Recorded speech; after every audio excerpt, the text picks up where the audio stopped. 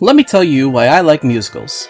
See, to me, music is the most direct way that an artist can express who they are as a person. I want you to think of any song that you didn't write yourself and put it in the comments below. Okay, now whatever song you just wrote, it doesn't matter. What I'm getting at here is that every song ever written tells you something about the person who wrote it. It can be something dramatic, something silly, something that doesn't have lyrics, or something that's just downright stupid. But every song has a piece of the artist inside it. And while you could say this about any medium, music is typically the one where this shows the most. So what I want you to do now is go back to that comment you may or may not have just left and edit or reply to it with something that song teaches you about the person who wrote it.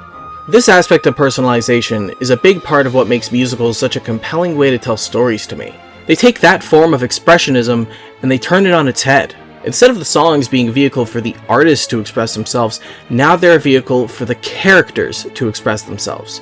And they could do so in a way that wouldn't work in most other forms of storytelling. In a movie, video game, or TV show, if you stop the flow of a story to have a character start explaining things to the audience, well, that can get boring if it isn't done right. This is why every other show ever made uses flashbacks for exposition. It just flows better that way. Show don't tell is an important rule of writing for a reason, but what musicals can do is essentially sidestep that rule in probably the best way imaginable. Having a character stop to explain things can be boring, but doing so in song form makes it so much more engaging to watch. The personal nature of music as a medium can help you to connect with the characters on one level, while on another the music itself can be really fun to listen to. But the most important takeaway here is that characters can express things through song that they might not be capable of saying otherwise.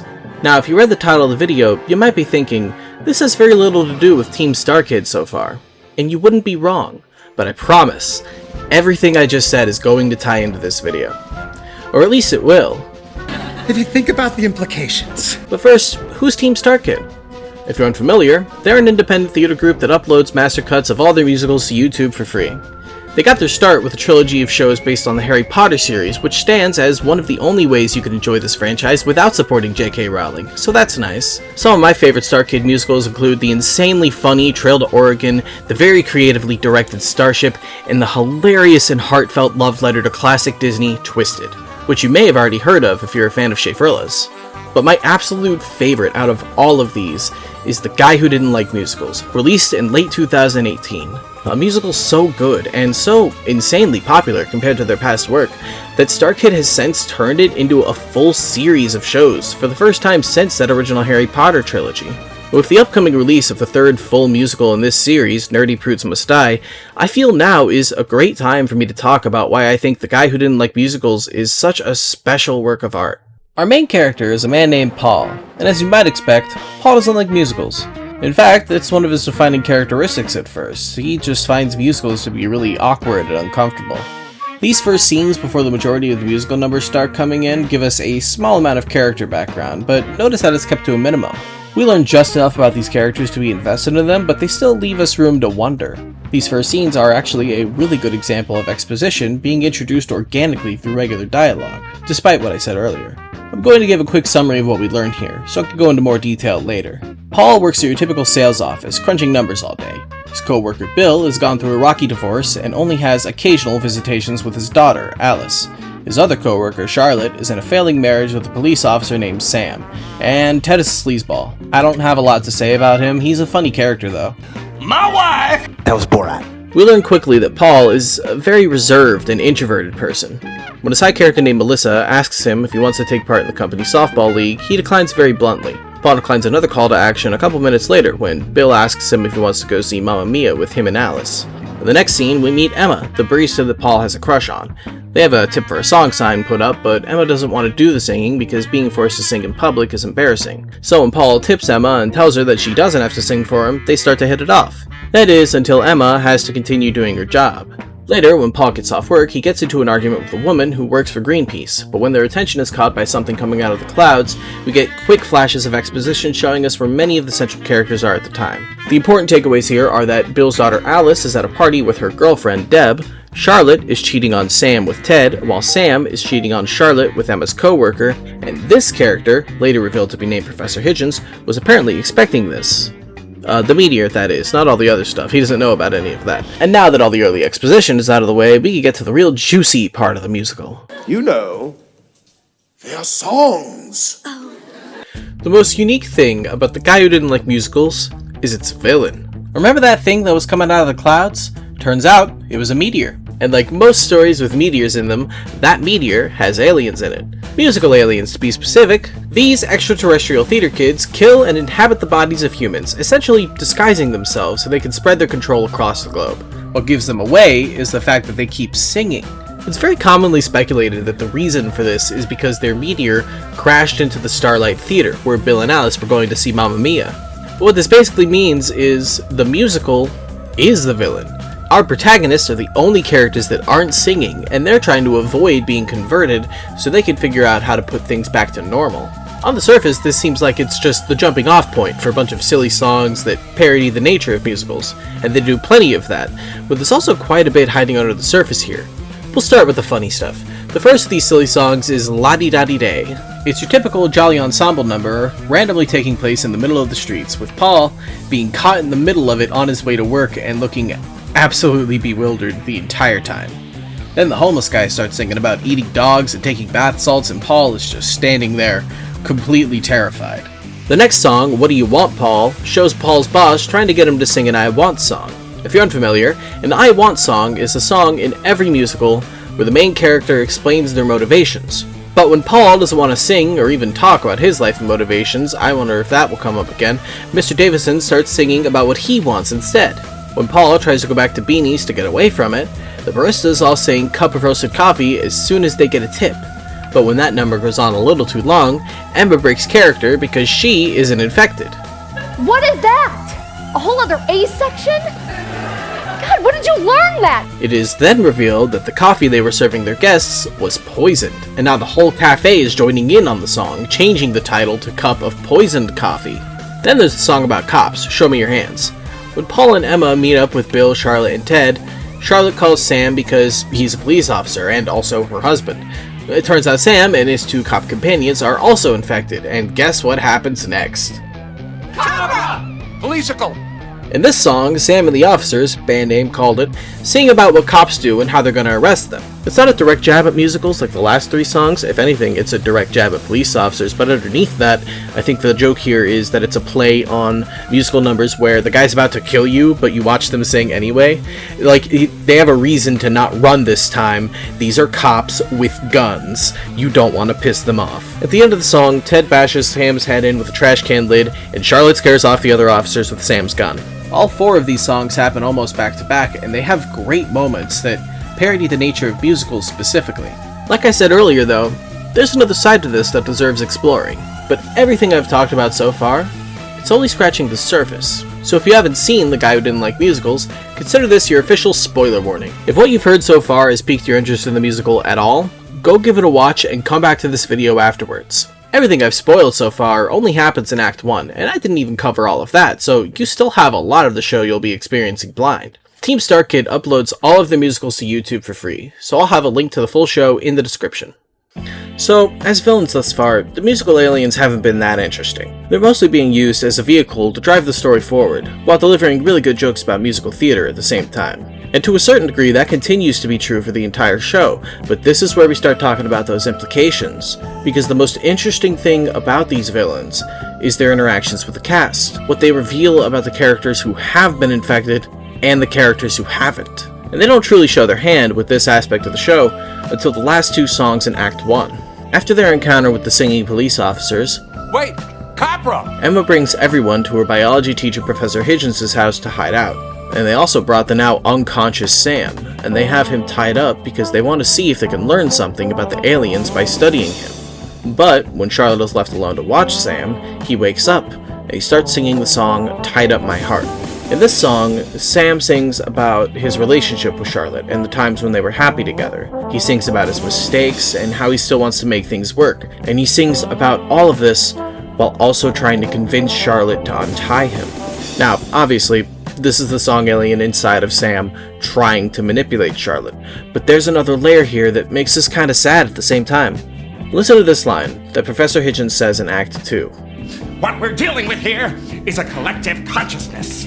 On one level, they are individuals, but on another, they are all appendages of a much larger organism, all connected by a central brain.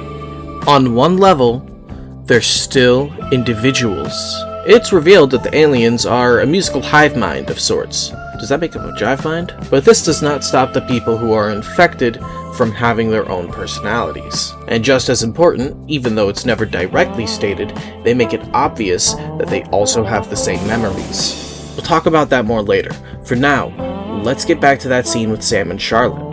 This version of Sam is using what he knows about Charlotte to his advantage. Her sensitivity, the fact that she still has feelings for him and wants to make things work. He's appealing to her sensibilities to make her untie him. And Charlotte falls for it, because in the end, despite everything, she still cares about Sam. And this results in Sam killing and infecting her. The next song, Join Us and Die, brings out another interesting side to this. When Sam and the now infected Charlotte go to attack the rest of the group, it's Charlotte who takes the lead, and she's pissed. This number is significantly more aggressive than the rest, implying that Charlotte likely had a lot of pent-up frustration that she couldn't bring herself to release until now. And this is further backed up when the first person they go out of their way to attack is Ted, who Charlotte had an argument with in the previous scene. It makes sense that a character like Charlotte would have this level of unchecked aggression building up inside, with everything in her life just not going well for her at all. She even admits that she's been angry for a while in the previous scene, right before Sam wakes up. And I know we've had our problems, and I know I've been so angry with him lately, but I didn't want him to die. So, now that Charlotte is in a state where she has absolutely nothing that she can lose, she blows up. This scene is the last we see of Sam and Charlotte, but don't worry, we got more implications where that came from. So Bill, he's not in a great position with his family. Early on, the show gives us very few details regarding his divorce and the reasons for it, but we know that Bill has gotten the short end of the stick. He's allowed to see his daughter Alice for 1 week a month, and when Alice isn't with Bill, she's with her mother in another city, meaning their contact is likely very limited. We definitely get the impression in these earlier scenes that Bill is trying really hard to reconnect with his daughter. It's almost the only thing he talks about. Fast forward to the beginning of Act 2, we just found out that Alice is hiding in the local high school, so Bill and Paul are going in to try and save her. When they get there, Alice is already infected, and by singing, she lays out all her issues with Bill as a parent. She recalls spending entire nights worried because he wouldn't come home. She calls him out for having higher than average expectations for the people she surrounds herself with, and for not being willing to fight for full custody. And she places the blame for her death squarely on him, because the reason she didn't go home to her mother that morning was because they got into a fight. Now, let's apply what we discussed earlier to this scene. Alice is using what she knows about Bill against him. She's likely fully aware, or at least semi-aware, of how Bill feels over all of this, especially since Bill is trying to move past his mistakes and be a better parent to Alice. The title of the song is Not Your Seed, which draws attention to the idea that Alice and Bill have grown so far apart that she isn't even recognizable as his daughter anymore. That possibility is probably Bill's biggest fear next to losing Alice altogether, and he's realizing both of them at once in this scene. Alice is definitely using all of that against Bill, so he'll drop his guard, but at the same time, she could be honestly expressing her disdain for the broken relationship that she has with her father. The degree of honesty coming from Alice here is intentionally vague, but if there wasn't any truth to it, would Bill be so distraught at her words? And we don't know that much about Alice, so this question is difficult to answer, but would Alice have ever aired these issues out to Bill if she wasn't in this state? It's possible that Alice wouldn't have had the motivation to say any of this to him, or maybe she just wouldn't have been put in a position where she could. Either way, what little we're told about their situation paints a tragic picture. When you think about the implications, I brought it back! Professor Hidgens is another character that gets pretty interesting when you break them down. He helps out everyone because Emma is his favorite student, and at first he does want to figure out how to stop the musical outbreak.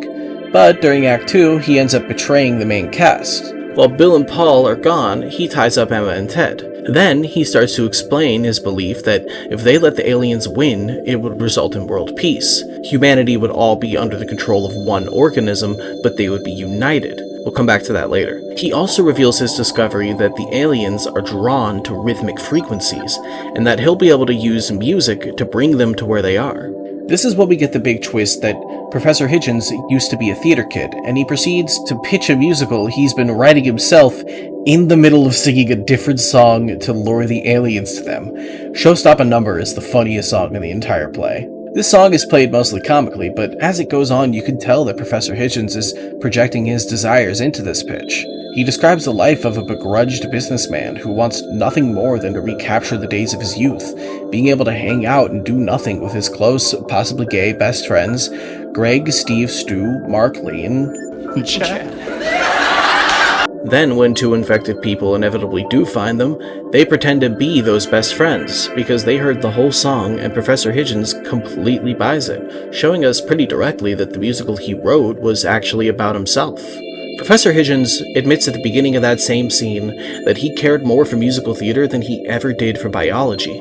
Looking at that in tandem with this song reveals very plainly that he just isn't satisfied with the life he's currently living. He wishes he could go back to pursue a career in theater instead of becoming a teacher, and there's a part of him that sees this musical apocalypse as an opportunity to start over. We must join them. This is our second chance. My second chance. During more intense parts of the show, the song aliens use the word apotheosis to describe what they're doing.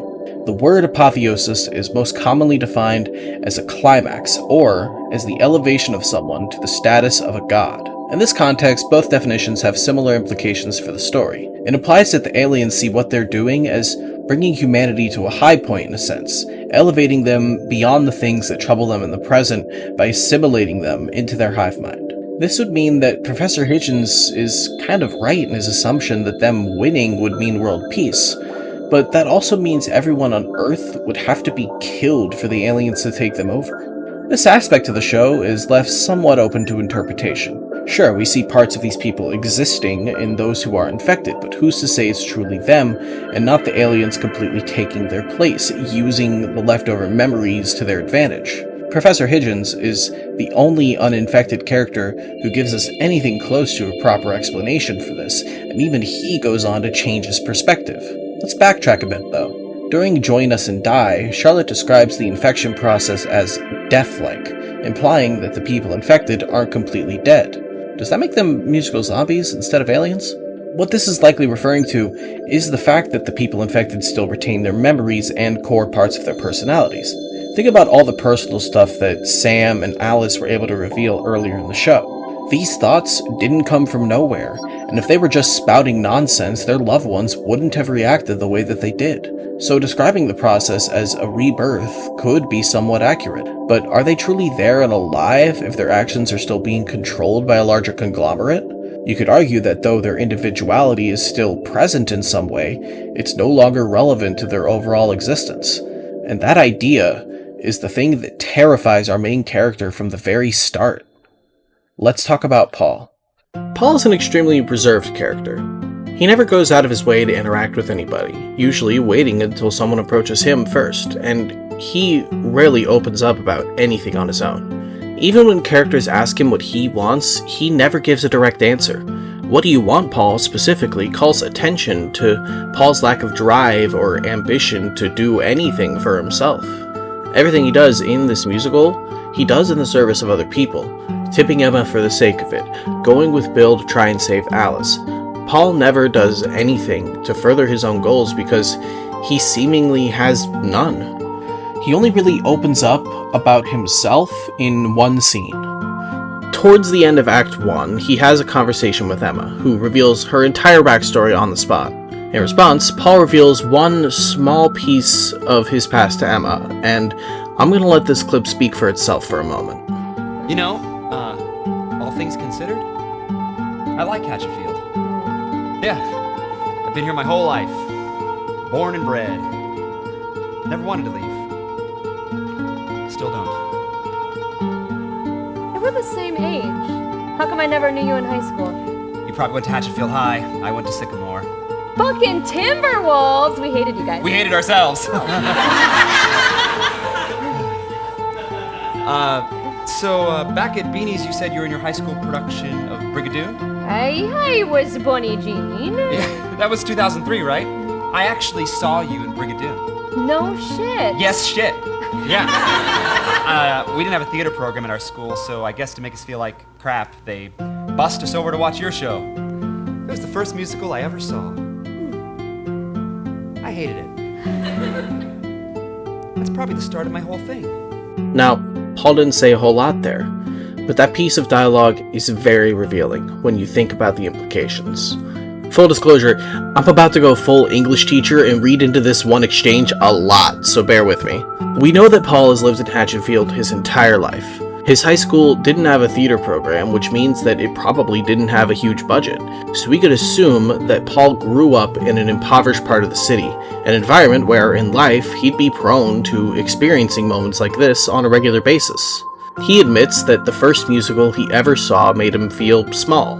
Paul likely felt this way because it was a representation of something he felt he couldn't achieve because of his living situation, but he went on to associate this feeling with musicals themselves. It could also explain why Paul is so selfless, though. He puts everyone else first because he internalized this feeling of his own wants and desires being less important.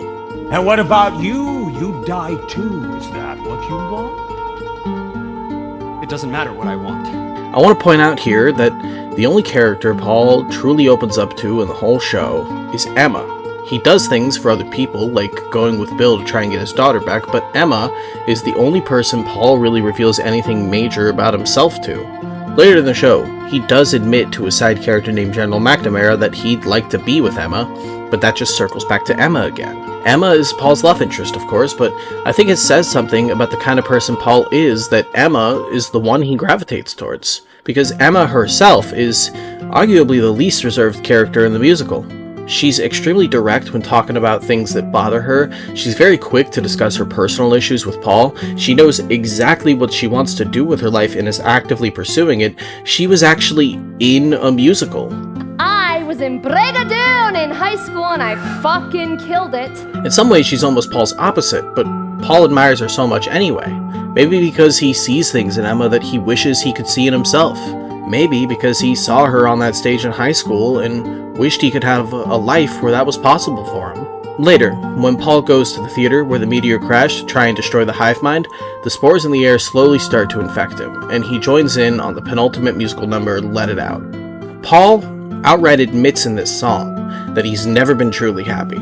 He says that being able to share his disdain for musicals made him feel free, but he also alludes to the idea that he never actually hated them to begin with, which adds to my theory that Paul is only using his supposed hatred of musicals as an outlet.